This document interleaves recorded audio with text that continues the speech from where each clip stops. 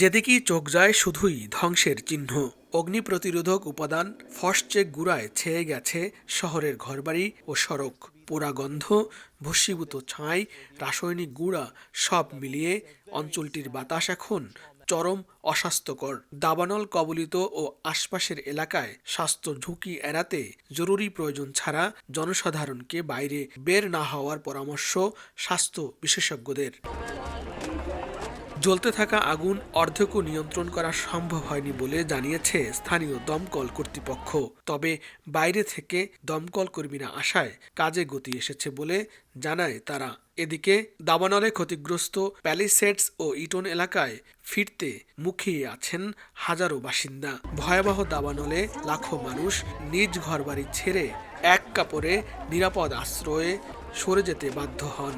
এখন তারা নিজ নিজ এলাকায় ফিরতে চান, দেখতে চান তাদের বাড়িঘরের বর্তমান চিত্র।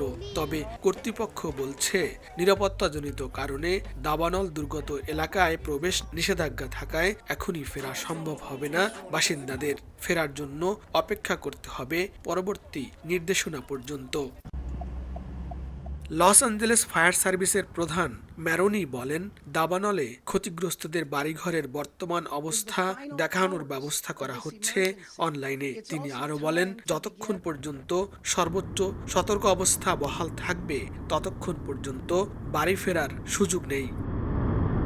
লস্কর আল মামুন, সময় সংবাদ, লস অ্যাঞ্জেলেস, যুক্তরাষ্ট্র।